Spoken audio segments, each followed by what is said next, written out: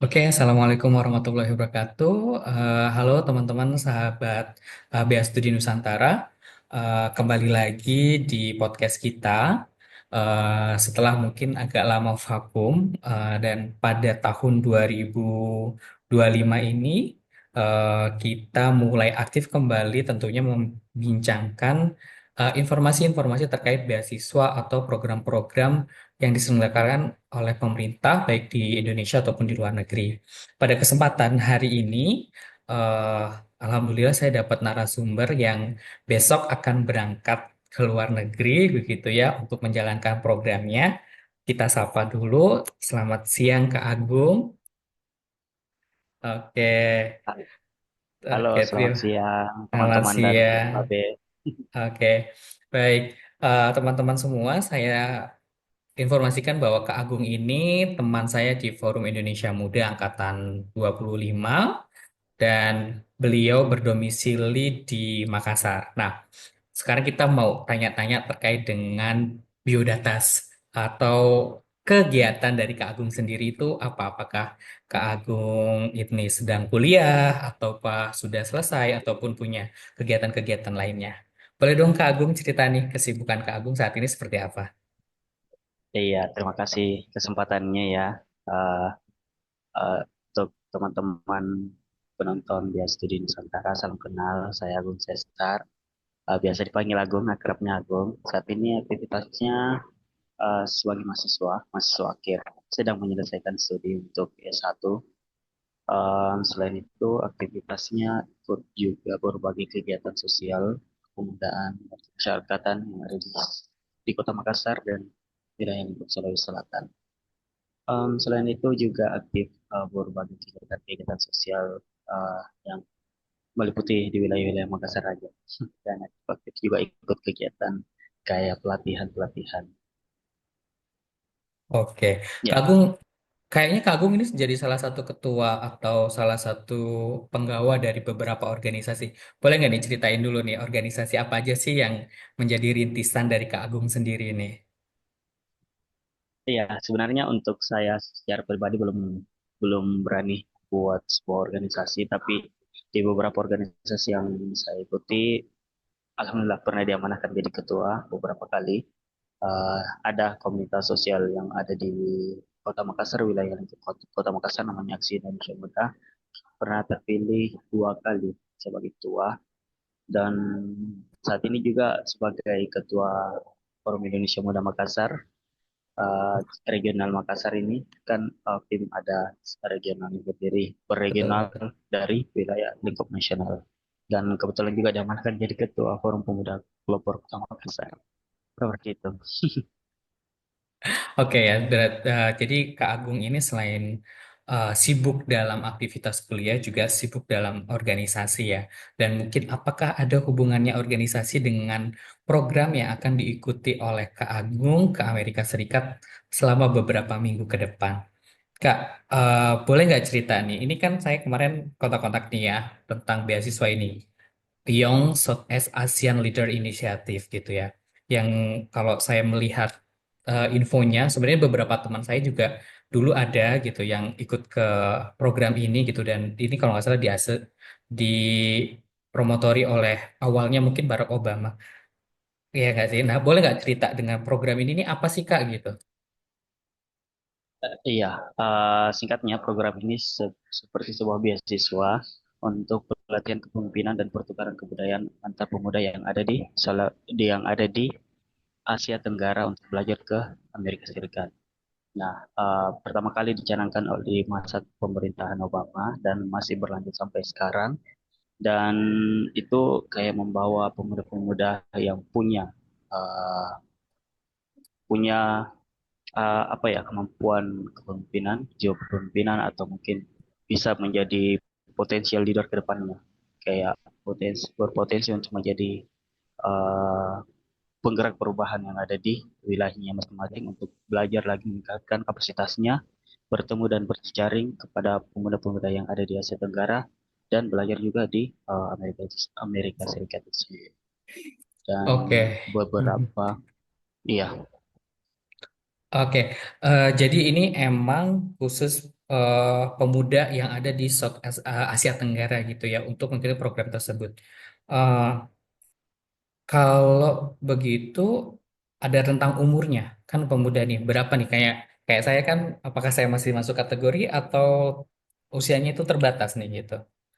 Berapa sih usia Iya, yang boleh apply gitu?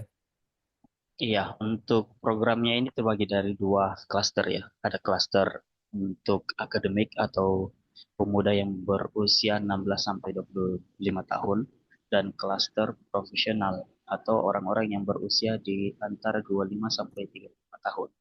Dan setiap klaster ini memiliki perbedaan dari segi kategori kegiatannya. Kalau misalnya klaster yang pemuda cenderung berkaitan dengan aktivitas-aktivitas di lapangan dan kegiatan-kegiatan yang bersifatnya akademik. Lebih ke arah ada juga lebih ke arah mengeksplorasi diri dan experience-nya didapatkan dari kegiatan tersebut. Berbeda dengan klaster profesional yang lebih terfokus kepada isu atau uh, hal yang spesifik yang ingin dipelajari berkaitan dengan ranah profesional atau berkaitan dengan pekerjaan yang dijalankan. Dan pendekatan pun berbeda. Satu berkaitan dengan kecenderungan berkaitan dengan akademik, satu berkaitan dengan yang profesional berkaitan dengan keilmuan teknis atau di lapangan penerapan seperti itu. Oke oke. Jadi program ini ada dua kategori yang kalau kita bilang itu ada youth ya yang muda di antara 16 sampai 25 berarti itu ya kisaran SMA, kemudian sampai perkuliahan mungkin S1 dan S2 ya. S1 S2, kemudian kalau yang kedua profesional yang profesional di kategori di 25 sampai 35 gitu. Wah, berarti saya masih ada peluang nih untuk coba-coba gitu ya. Oke, Boleh tuh. karena belum nyampe nih 35 gitu. Pertanyaan selanjutnya, bukan pertanyaan selanjutnya. Nah, ini kan sudah ada dua kategori nih. Nah, kapan program ini tuh dibuka? Maksudnya kita tuh bisa daftar kapan gitu? Apakah setiap tahun ataukah hanya bulan-bulan tertentu dan berapa lama sih durasi proses seleksinya untuk mendapatkan beasiswa ini? Iya, di tahun-tahun sebelumnya eh, cukup berbeda dengan di tahun ini masa apa ya sistem seleksinya. Untuk di tahun-tahun sebelumnya biasanya buka dua kali per tahun di Mhm. periode April dan periode September. Tapi bukanya itu biasanya 3 sampai 4 bulan sebelumnya. Jadi misalnya kalau misalnya program yang dimulai September biasanya dibuka di antara Desember atau Januari. Selama proses seleksinya itu biasanya sekitaran 2 sampai 3 bulan sampai ada pengumuman hasilnya.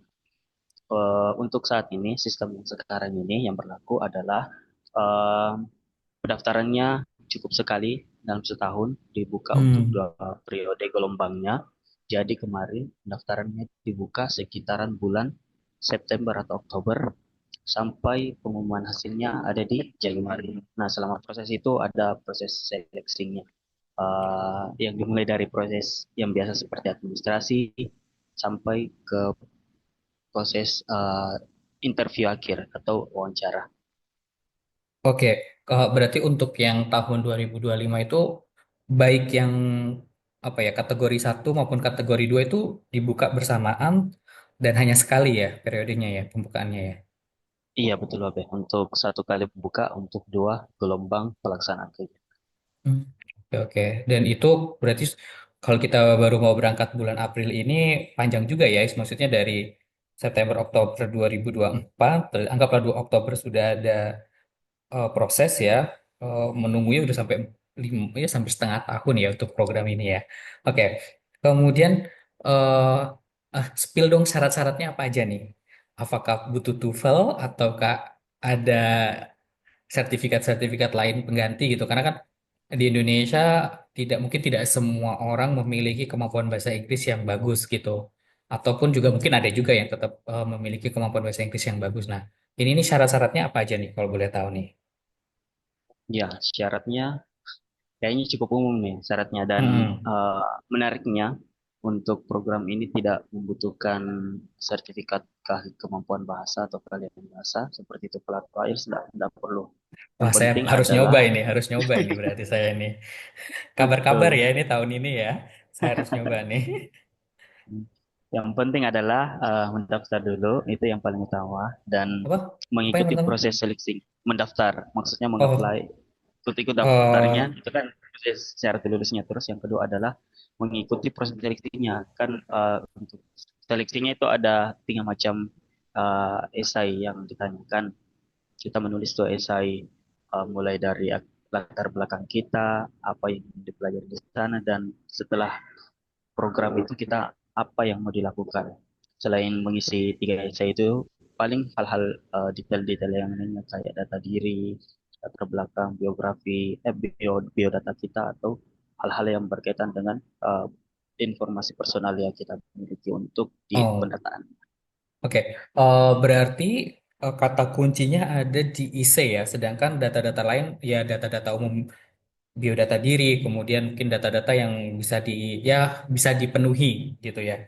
Berarti pertama tidak perlu TOEFL, ini sangat menyenangkan Betul. sekali. Saya harus mencoba karena saya tidak suka tes gitu.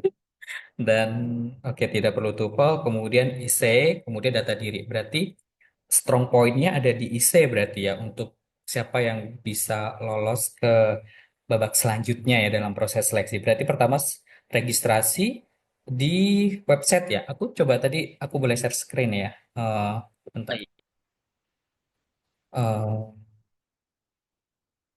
saya nggak tahu apakah benar ini websitenya, tapi nanti coba dikoreksi ya.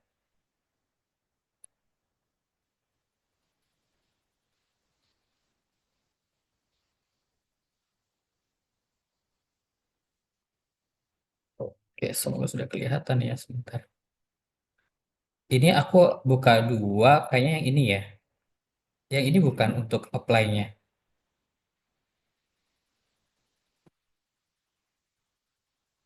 Sudah terlihat? Iya, Maaf ya agak delay ya suaraku ya. iya, yang ini coba play web Oke, ada di bawah-bawah biasanya untuk ya sudah terlihat. oke, Iya, information will be shared set. Ini berarti letter this year. Ini untuk yang tahun 2026 ya. Ini berarti ini update terbaru untuk tahun 2000. Nah, this betul. application board for spring and fall cohort 2025. Oh, ini untuk yang Iya, spring dirimu berarti ikut yang spring ya. Please note will not be letter application fall cohort. Oke. Spring expected April ya, iya, April tanggal 17 ya. Oke, nanti. Oh, berarti teman-teman yang untuk musim gugur juga udah pengumuman ya. Mereka udah tahu bahwa mereka akan berangkat di musim gugur ya. Oke. Nah, dari ini kan dari aplikasi dari website ini, saya kalau mau registrasi mulainya dari yang mana? iya betul. Kalau ini ke applied sini, bukan? Ada tuh yang di bagian apply untuk iya yang ada itu directly here di tulisan di atasnya. Tapi untuk saat ini belum buka lagi. Ini Oh, kan udah makanya tidak selesai bisa proses ya. Oke, pendaftaran. oke. I see, I see, I see. Kayaknya terkunci untuk apply. Oke, oke.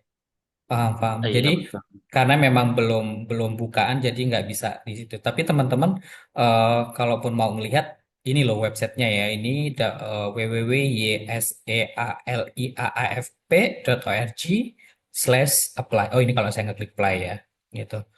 Oke, dan belum bukaan dan bukaan nanti sekitar di September ya. Oke. Dari sini kita bisa lihat ya, ini mungkin yang untuk yang muda-muda ya, umur 18 Iya sampai betul, Bang. 25, kemudian harus dari ASEAN, kemudian full time graduate. Kalau yang ya ini ya teman-teman secara umum ya kalau masih kuliah umurnya di bawah 25 aman lah ya gitu. Hmm. Kalau yang satunya yang untuk kategori 2 di website yang sama kah atau berbeda website?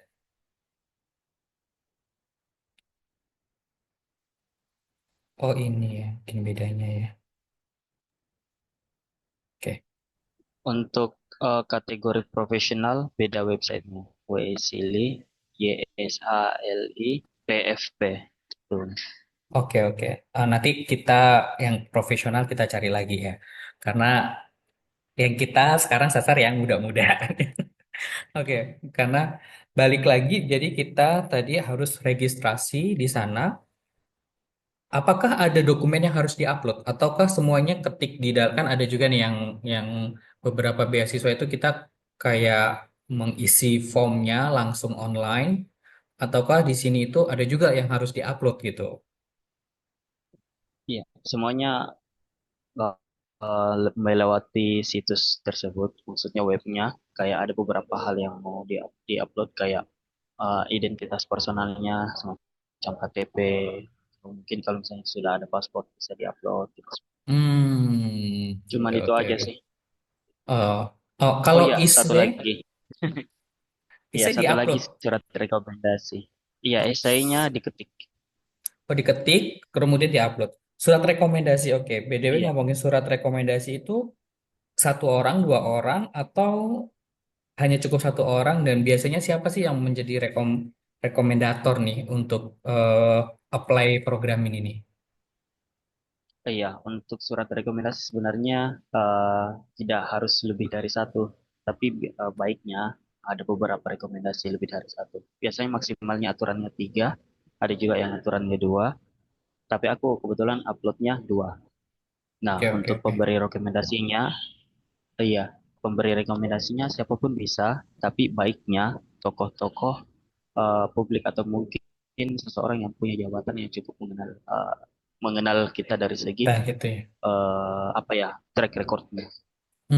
Oke, oke. Oh, jadi Kayak bahan pertimbangan juga ya, apa surat rekomendasi ini ya dari beberapa tokoh ya yang membuktikan bahwa kita ini punya sesuatu gitu ya. Oke, betul. berarti surat rekomendasi juga menjadi salah satu konsep penting nih ya, eh, surat rekomendasi. Kemudian balik lagi, berarti kan selain data diri harus dicari juga surat rekomendasi dan IC.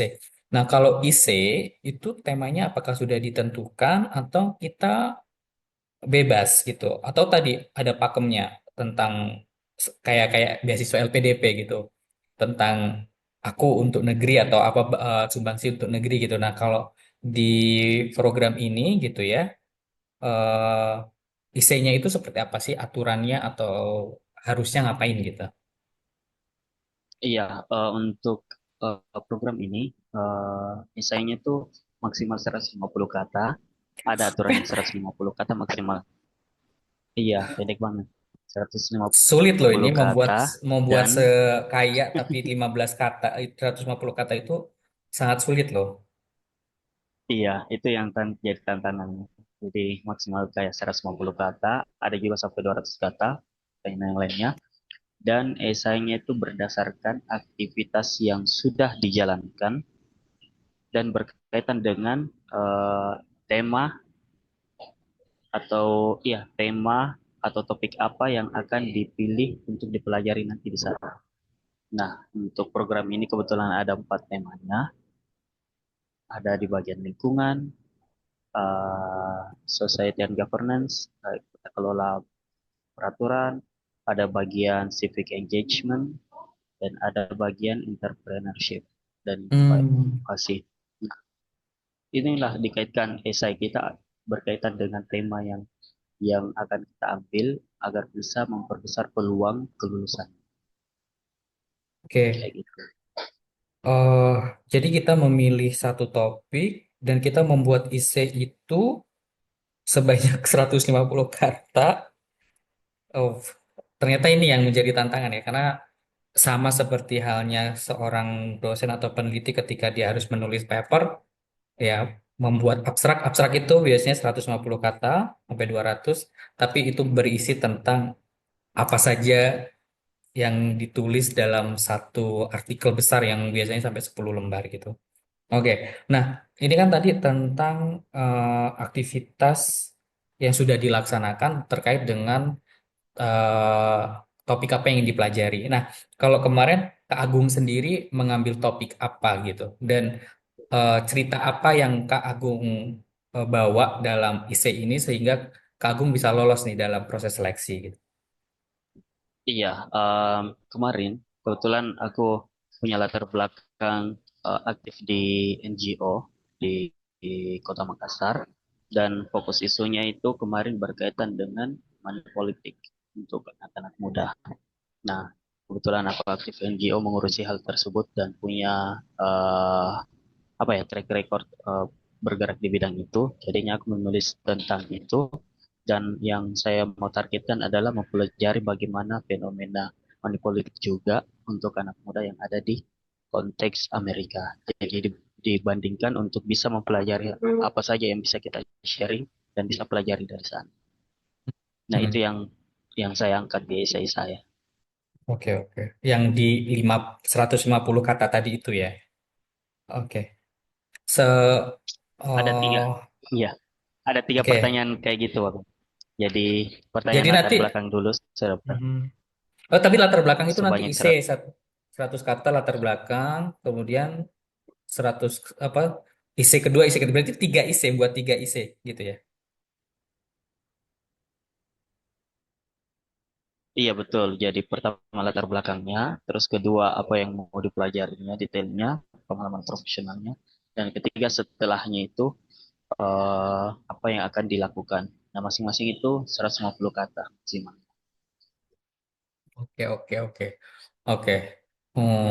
I see. Jadi latar belakang kitanya seperti apa, apa yang sudah kita lakukan, tadi kemudian apa yang ingin dipelajari di sana, related dengan background kita, kemudian habis itu kita mau ngapain sih setelah kita ngikutin program ini di Indonesia, kita mau bagaimana apa implementasinya gitu ya, atau sumbangsi kita setelah belajar apa yang tadi dipelajari nanti di Amerika gitu kan.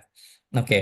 eh nah, kalau menurut Kak Agung sendiri nih, gimana sih membuat strong point IC-IC itu dari tiga apa ya, tiga pertanyaan tersebut? Nah, kemarin Kak Agung itu caranya gimana nih biar bisa meyakinkan para asesor nih? Iya, untuk buat strong point-nya biar bisa meyakinkan apa ya reviewernya atau tim penyeleksinya pastinya harus kuat dulu di bagian why-nya atau kenapanya. Nah, ini yang jadi tantangan atau challenge masing-masing peserta karena dari track karena kita harus memahami juga konteks permasalahan yang kita angkat dan konteks permasalahan prioritas yang ingin dia angkat atau eh, yang ingin dia pilih dari tim seleksi itu. Kan masing-masing punya. Biasanya program itu kan pada dasarnya adalah sebuah investasi. Investasi ke generasi pelanjut untuk bisa apa ya melanjutkan apa yang mereka eh, tujuan besar yang mereka capai. Jadi harus memahami dulu tujuan tujuan programnya apa dan apa kenapa kita harus terpilih. Kalau misalnya sudah kuat di bagian itu, misalnya punya pengalaman pribadi yang tidak mungkin untuk ditolak atau mungkin meskipun tidak ikut programnya ini tidak apa-apa tapi bakalan lebih bagus kalau misalnya ikut program karena bisa mempercepat tujuannya. Nah, itu yang jadi poin kuat untuk bisa meyakinkan meyakinkan tim reviewernya atau tim penyeleksinya. Terus yang penting adalah setelah itu, setelah kuat di bagian why-nya atau kenapanya, harus kuat juga di bagian datanya. Data yang dimaksud adalah kita bukan cuma menceritakan, tapi kita menunjukkan apa yang kita lakukan. Dalam maksud bukan kata-kata normatif aja yang kita jelaskan, tapi berdasarkan pengalaman dan data yang kita tampilkan. Misalnya berapa orang yang kita libatkan, seberapa lama kita berkomitmen dalam isu yang kita angkat, dan berapa target kita yang kita ingin capai. Dan itu dibuat serealistis mungkin. Kalau misalnya ada hal yang mungkin terkesan melebih-lebihkan, pasti bakalan terdeteksi sama tim reviewernya itu sendiri. Soalnya kan mereka juga lebih paham terkait dengan itu dan punya pengalaman sudah punya pengalaman mereview essay berkali-kali. Pasti bakalan lebih dekat terhadap itu. Terus yang paling akhir adalah keunikan kita. Nah, keunikan ini yang sering jadi tantangan juga. Soalnya kan ada ribuan essay yang diseleksi. yang kayak yang saya tahu sekitaran 3 ribuan saya biasanya pendaftar setiap tahun dan diterima pun jarang banget yang kayak kurang dari 100. Nah, itu kan jadi tantangan untuk kita sendiri bagaimana kita menunjukkan keunikan kita dibanding aplikan-aplikan yang lain yang kayak saya dengan latar belakang pendidikan, latar belakang psikologi dan berhadapan dengan isu politik, saya campurkan antara psikologi dan politik dan pengalaman di lapangan. Itu yang menjadi keunikan saya menurut saya. Ada juga yang pernah mengangkat dia bekerja di pemerintahan, tapi dia konsen di isu lingkungan. Dia satukan nih antara lingkungan dan pemerintahan untuk bisa memproduksi kebijakan yang peduli terhadap lingkungan. Itu kan menjadi strong point yang unik yang tidak apa ya, yang bakalan sulit ditiru oleh orang lain dan itu yang biasanya ya dilirik yang punya keunikan, yang punya uh, apa ya alasan yang kuat dan menunjukkan seberapa berkomitmen dia di isu yang dia angkat kayak gitu. Oke, oke. Jadi itu ya. Oh, ya emang harus unik ya karena saingannya 3.000 aplikan gitu kan banyak banget gitu kan. Oke, dari sebelum saya geser ke ngomongin keunikan, jadi dari 3.000 aplikan ini Indonesia itu berapa orang nih yang ini 3.000 seluruh ASEAN atau hanya Indonesia sendiri nih? Iya, kebetulan di Indonesia yang paling ketat seleksinya. Dan yang saya tahu, yang info dari teman-teman alumni yang sebelumnya minimal sekitaran 3 ribuan aplikan dan yang diterima itu biasanya kurang dari 100. Yang setahu saya untuk saat ini di gelombang saya ada sekitar 42 orang Empat untuk puluh dua gelombang orang ini pertama. 42 orang ini se-Indonesia Iya, atau se-Indonesia. se-ASEAN? Oh, oke, oke, oke. Se-Indonesia dalam satu gelombang. Berarti kalau Mm-mm. dihitung dua gelombang sekitaran 100 lah. Kurang Oke, dari oke. 100. Ya, mendekati 100 ya. Oke. Iya. Hmm. Wow, banyak juga ya. Tapi dikit juga gitu. Maksudnya, oh, oke. Peluangnya suka was-was juga nih gitu. Nah, balik lagi ke keunikan gitu. Nah, menurut Kak Agung, kita kan ini penonton teman-teman ini ada yang masih SMA, mungkin juga masih semester 1 ya, apalagi yang baru masuk nih kan kemarin baru pengumuman masuk ke perguruan tinggi ya, jalur undangan gitu ya.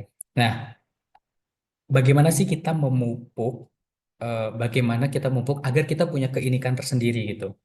Karena kan tidak mudah ya kita memiliki keunikan. Walaupun memang kita setiap orang punya kecenderungan masing-masing, tapi kan sesuatu itu harus dipupuk gitu kan. Nah, menurut Kak Agung, bagaimana sih kita bisa menumbuhkan keunikan dari diri kita sendiri gitu? Iya, kalau ini tips secara personal ya, personal Betul. pendapat personal saya.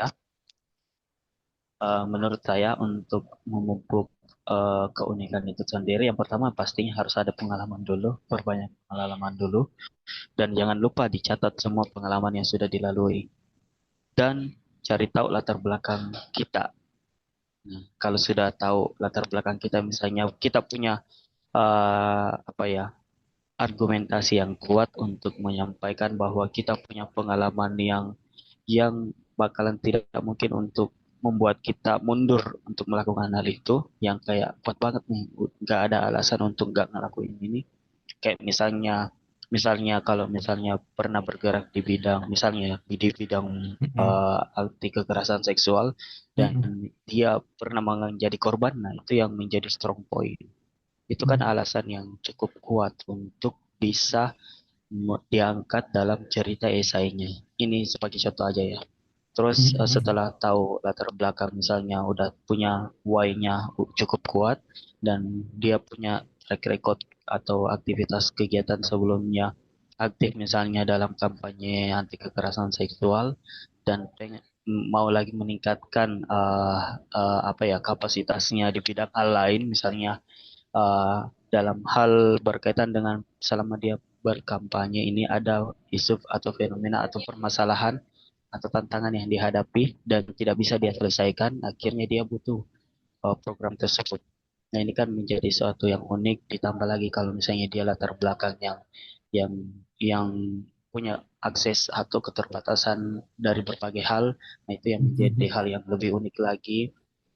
Misalnya setelah dia konsen di isu aktivitas apa ya, pencegahan kekerasan seksual, ditambah misalnya keunikan dia mengangkat dengan cara cara berdakwah atau misalnya cara melalui seni, itu kan sesuatu Hmm. yang unik lagi.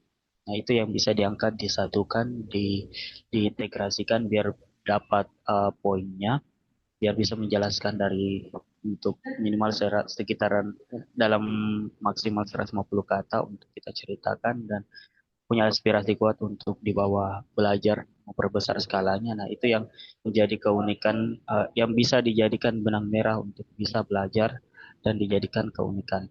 Dan setiap cerita pasti punya keunikan masing-masing tersendiri, dan sisanya adalah faktor keberuntungan lagi ya. Selain kita kita kan mendaftar untuk memperbesar peluang, Ya, betul, betul, mengusahakan. Selain itu ya melihat lagi faktor keberuntungan atau betul, udah betul. kuasa ilahi itu lagi ya, bukan lagi konsep. Oke, baik. Jadi kita kalau mau punya keunikan ya itu tadi ya, meng-cross-check background kita apa dan kemudian interest kita kemana dan itu ya, membuat strong why ngapain saya harus melakukan ini dan benefitnya apa buat diri sendiri maupun juga mungkin masyarakat ya. Kalau tadi ngomongin terkait dengan aksi isu kekerasan seksual gitu ya, apalagi tentang gender dan sejenisnya itu hal-hal isu yang selalu digaungkan ya. Kemudian tadi kan dari 3.000 aplikan yang lolos hanya 42 nih. Berarti kan memang sangat amat ketat ya, ngalah-ngalahin ujian masuk perguruan tinggi nih gitu. Sedangkan prosesnya itu sebenarnya tidak sulit gitu ya. Sebenarnya tidak sulit, tapi di baliknya bagaimana membuat proses pendaftarannya itu kita benar-benar bisa all in ya, walaupun hanya mengupload ya data diri, kemudian melakukan registrasi, kemudian mengupload esai dengan berbagai pertanyaan tadi gitu. Tapi kalaupun itu tidak memiliki ruh keunikan juga menjadikan kita sulit untuk lolos dalam menjadi 42 besar atau 100 besar dalam program ini. Nah, Kak, ini sebelumnya saya ngucapin selamat, saya lupa ngucapin selamat ya, selamat nih ya Kak. Setelah perjalanan panjang akhirnya diterima nih dalam program ini gitu. Ini kalau ngebaca singkatannya itu gimana sih? Saya tuh takut salah loh spellnya gitu. Biasanya aku dengarnya YCD, Oke, YCD. Waisili ya. Oh. Karena agak susah kan dia konsonannya gitu kan. Oh, makanya aku tadi searching dulu ini kepanjangannya apa. Oh, Young Shot as Asia Leaders Initiative. Oke, sih bisa gitu. Tapi kok singkatannya aku takut salah gitu. Nah, 42 orang atau mungkin 100 orang gitu. Sekarang eh, benefitnya apa sih ini Kak? Apa aja sih yang didapatkan? Ini mau ke Amerika loh ya gitu. Bukan eh, ke Beda Pulau ya, bukan ke Jawa ataupun ke Jakarta. Ini ke Amerika gitu. Apa saja benefitnya, apa yang ditanggung, apa yang harus dipersiapkan gitu. Iya, untuk benefitnya hampir semua ditanggung, kecuali untuk berkaitan dengan identitas personalnya, kayak paspor kan itu beli Ya sendiri ya, personal ya, maksudnya ya, dibeli oke, oke. sendiri. Iya betul. Selain itu untuk pakaian-pakaian sendiri kan itu kan Pakaian bawa pribadi sendiri ya, dari oke. rumah, ya betul. Tapi selain itu kayak biaya perjalanan, biaya hidup di sana, akomodasi penginapan, semuanya ditanggung. Belajarnya selama mengurus visa, semua prosesnya ditanggung, dan sudah ditentukan biayanya sama pemerintah, pelaksana kegiatan. Jadi kayak semacam bawa diri aja lah, datang ke sana untuk Oke. belajar. Iya, Oke, seperti itu. jadi eh, ya oke keperluan pribadi termasuk paspor, kemudian mungkin saya nggak tahu kalau biasanya pada bawa pakai formal shoes gitu ya, pakaian suit gitu. Kemudian yang gratis adalah tiket pesawat, PP, akomodasi, hotel, makan. Pokoknya kalau udah berangkat, udah tutup mata, aman lah gitu ya. Kemudian ada nggak tambahan fee gitu? Maksudnya dalam artian, oh ini uang sangu gitu yang untuk perjalanan ke sana gitu. Iya, biasanya dapat dapat uang uang uang apa ya, uang belanja sehari-hari lah, uang uang makan sehari-hari kayak gitu selama di sana. Tapi untuk selama proses sebelum berangkatnya, semuanya tetap ditanggung, tapi itu sistemnya reimburse. Nah, kayak misalnya pada saat proses perjalanan untuk ke bandara kan butuh biaya yang itu Hmm. kita catat sebagai pengeluaran kita dan dia akan diganti pada saat Oh, ada di lokasi kegiatan. oke Jadi oke. semuanya sudah di cover, iya. Sisa mempertanggungjawabkannya kan harus ada bukti-bukti kayak gitu untuk Betul sebagai betul administrasi betul. pelaporan. Oke, berarti kayak Agung sendiri itu kan berangkat dari Makassar kan, dan dari Makassar berarti akan terbang ke Jakarta, baru Jakarta ke Amerika ya gitu. Berarti dari sejak taksi dari, saya nggak tahu taksi dari rumah dari Makassar sampai ke Jakarta ya, atau sampai terbang ke Amerika, ya mungkin semua bisa diklaim ya untuk di reimburse gitu ya. Wow, keren banget nih. Nah, tapi kalau itu kan yang di reimburse, kalau ada uang jajan sendiri itu dapat nggak berapa US dollar gitu nih, pegangan ya 100 US dollar gitu. Iya, eh, untuk proses sistem reimbursenya ada kayak batasan. Misalnya untuk perjalanan dan makannya maksimal $100 sebelum untuk sistem reimbursenya lah. Mhm. Tapi kalau misalnya ada hal yang melebihi kapasitasnya, akan kita laporkan lagi. Misalnya, apakah penggunaannya itu masih dia cover atau tidak. Yang penting itu eh, apa ya? Apa yang kita belanjakan itu masih berkaitan dengan program. Jangan sampai kayak beli jajanan pribadi aja atau oleh-oleh atau apa yang Hmm, ya, itu ya, kan ya. nggak terlalu apa ya berhubungan sama sama sama program. Jadi Kegiatan, ya oke. sebisa mungkin tahu dulu ya betul kegiatannya apa dan apa aja yang di cover. Oke. Ini kan ada selain kita learning, kan ada kegiatan mungkin pertukaran budaya gitu.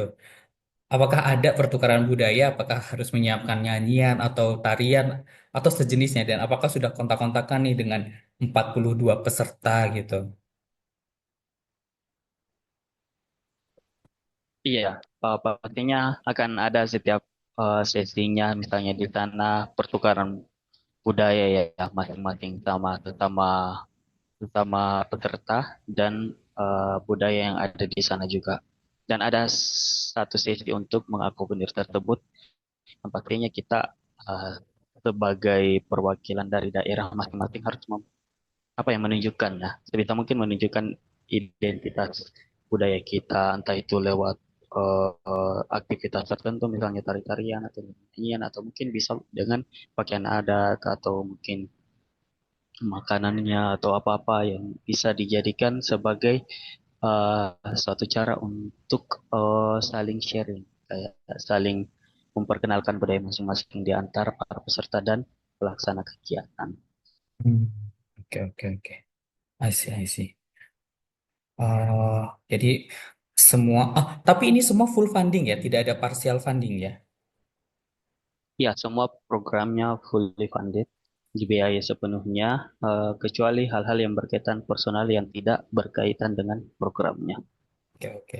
Soalnya kan, eh, saya nggak tahu nih ya, Kak Agung. Aku tuh sering ngelihat di Instagram itu ada kayak program serupa, misal ke Jepang, ke Malaysia, ke Singapura atau ke Korea ya, beberapa yang saya lihat gitu.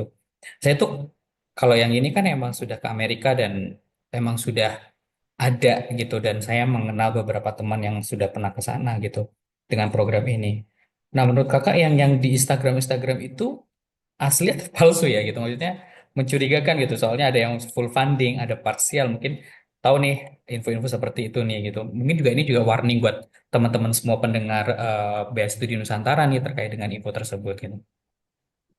Iya, pertama saya tidak berani untuk mengklaim itu palsu atau tidak. Itu yang pertama gitu kan Hmm, bukan kapasitas kita ya. Tapi betul. kalau misalnya mau mengikuti kegiatan, dicek dulu siapa pelaksananya, apakah program ini eh, apa ya mengcover apa saja dan lain-lain.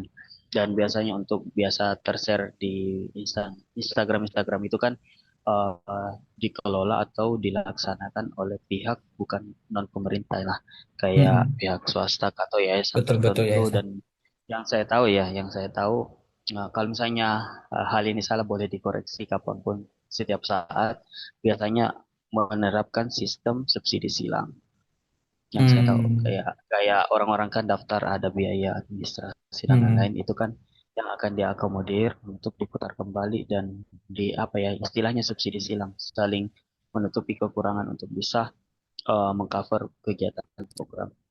Selebihnya ya boleh dikonfirmasi ke pelaksana kegiatannya. Takutnya Pelaksananya. kalau misalnya Oke. kita mengklaim itu dan salah wah kita bakalan jadi masalah juga. Betul betul ya kita tidak bisa klaim ya karena mungkin ya ada foto-fotonya gitu. Memang cuma kan kita hanya tahu di Instagram dan tidak sebagai pelaksana gitu. Nah, ini Kak, ini tadi benefitnya udah jelas, free, tapi memang saingannya banyak ya, sisa sampai 3.000 applicants, dan kita harus menyiapkan diri. Sebenarnya kan persiapan untuk kita menjadi unik itu harus dimulai secepat mungkin kan, dari sedini mungkin, dari sekarang mungkin ya.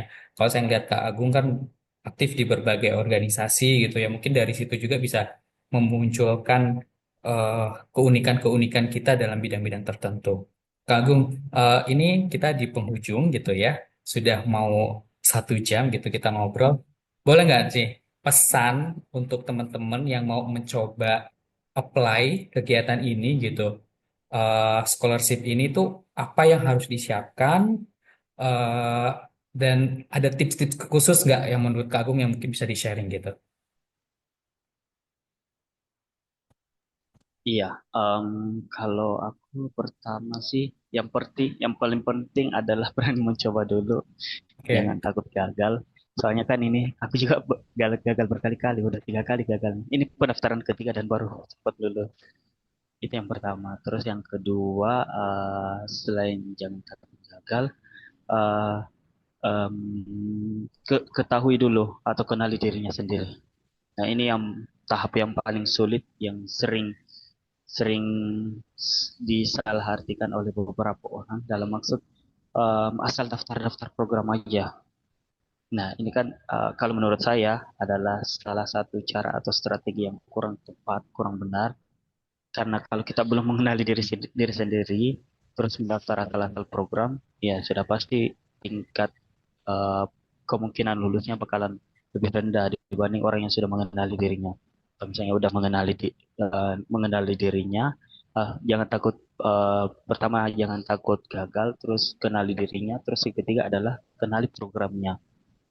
Nah, kalau misalnya sudah tahu programnya, tujuannya apa, nilai yang dia angkat apa, apakah cocok dengan kita, apakah cocok dengan apa yang ingin kita capai ke depannya, pantaskah kita untuk bergabung dalam hal ini, seberapa penting program ini, dan lain-lain. Nah, kalau misalnya sudah riset sedalam itu, tahu apa yang mau dipelajari di sana, tahu apa yang mau kita bawakan ke sana, dan tahu selama proses itu kita ngapain aja di sana, sudah cukup untuk menjadi alasan untuk daftar. Selain itu, faktor faktor teknis lagi, maksudnya faktor non teknis lagi ya, membicarakan terkait dengan ya doa-doa yang lain, sisa berusaha aja, sisanya itu. Dan itu yang paling penting menurutku sih, me- berani dulu mencoba, kenali diri dan kenali programnya. Selain itu, sisa pasrahkan kepada yang kuasa. Hmm. Oke oke setuju ya. Jadi eh, kita harus berani mencoba ya. Mau yang ini saya juga dari dulu hobinya suka coba-coba gitu, yang akhirnya juga membawa saya untuk sekolah ke luar negeri gitu. Dan yang kedua adalah mengenali diri seberapa mampu dan siap kita ya. Karena juga mencoba tapi kalau kita tidak mempersiapkan diri juga ya ada kemungkinan gagal gitu ya. Walaupun semua itu masih tergantung dari rezeki kita atau takdir kita apakah kita akan lolos atau enggak. Kemudian riset. Riset ini dalam arti mencari tahu. Jadi teman-teman kalau mau ikut program ya cari tahu dulu gitu. Sedetail mungkin. Mungkin juga mungkin Kak Agung juga menghubungin beberapa senior yang pernah dapat untuk tahu tips triknya mereka-mereka dulu bagaimana gitu ya. Kalau memang sudah yakin tahu, kemudian mencoba ya, mencoba tadi emang di awal registrasi, menyiapkan berkas sebaik mungkin dan terakhir banyak-banyak doa karena ya mungkin untuk semua yang beragama doa itu memiliki kekuatan magis yang di luar kemampuan kita ya, yang dimana itu mungkin apa universe akan support kita, mendukung kita untuk bisa in dalam program tersebut. Baik, aku terima kasih banget nih Kak Agung, thank you. Besok padahal sudah mau perjalanan dan perjalanannya sangat panjang gitu ya. Eh, dan mungkin nanti setelah program pulang dari Amerika, tolong tolong nanti banyak-banyak foto. Nanti aku mau undang lagi gitu ya. Apa aja yang dilakukan di sana. Jadi banyak-banyakin foto. Nanti aku pingin buat footage video-videonya. Jadi kita akan ambil. Jadi biar nanti ada ini episode satunya, nanti episode duanya kalau sudah pulang dari Amerika oleh-olehnya gitu ya. Apa aja gitu. Dan mungkin juga nanti bisa ngajak temen kenalannya gitu ya. Yang sama-sama Indonesia atau mungkin dari luar negeri yang kita mungkin juga bisa ngobrol bareng-bareng lagi ini. Bisa 3 atau 2 orang lagi kita ngobrol-ngobrol terkait program ini yang terlaksana di sana. Baik, sekali lagi saya ucapkan terima kasih banyak sudah bersedia menjadi narasumber di Best Studi Nusantara dan kami berharap teman-teman semua bisa mendapatkan manfaat dari video ini dan juga berani mencoba gitu. Jangankan teman-teman ya, saya aja tadi kalau sudah tahu ada 2 kategori, yang satunya untuk profesional, yang satu untuk yang muda-muda. Ini saya juga jadi tertarik, apalagi tidak perlu TOEFL gitu ya, yang which is kalau kita harus tes itu cukup mengeluarkan dana gitu. Oke, mungkin ternyata ada satu yang belum. Interview ngapain? Saya lupa. Ada interview kan ya? Sebelum saya close. Habis itu baru tutup. Saya Iya, kelupaan. ini interview yang paling singkat yang pernah saya alami. Cuma 10 menit interviewnya. Berarti memang mereka mereka memang Iya, ya membahas apa yang di IC tadi itu, berarti kan tetap ya. Membahas yang di betul. IC, kemudian Iya, wah memang Pak. orang-orang hebat. Tapi semua native ya, orang Amerika yang Iya, menginterview. iya, kebetulan yang apa ya, yang menginterview itu eh, dari konsulat apa ya namanya, Kedutaan kedutaan besar besarnya. Amerika. Iya, ada Oh, dari satu orang orang orang US dan 3 orang orang kedutaan di Surabaya dan di Medan. Itu orang Indonesia aja. Terus yang ditanyakan itu kemarin ada 4 berkaitan dengan eh, apa ya? Pertama, setauku alasannya kenapa bergerak di isu tersebut. Terus yang kedua, tantangan apa yang dihadapi. Terus apa yang bisa dibagikan selama di sana dan apa hal yang mau dilakukan setelah programnya. Dan oke itu oke. cukup pendek dengan waktu 10 menit, jadi Oh harus iya, betul-betul harus on point. ini Dan kayak pemilihan Putri ya Indonesia ya, harus on point, short tapi betul, berisi ya. Oke oke betul, oke. ya sulit itu tantangannya. Oke, oh, tapi ini bisa dilatih sih sebenarnya ya, kalau ini ya gitu. Dan semua dalam bahasa Inggris tentunya ya. Iya betul. Oke, oke. Sip ya. Jadi teman-teman tetap harus latihan ya, walaupun tidak ada TOEFL, tetap harus latihan. Walaupun karena kalau IC kita bisa tanya Google Translate gitu, tapi kalau kalau speaking itu interview itu direct, jadi ya kita harus siap dan harus berlatih karena semua itu bisa dilatih. Baik, saya sekali lagi terima kasih teman-teman, terima kasih Kak Agung. Saya Kak Ali selaku host dari podcast Bias Studi Nusantara mengucapkan terima kasih banyak semuanya. Saya tutup. Assalamualaikum warahmatullahi wabarakatuh.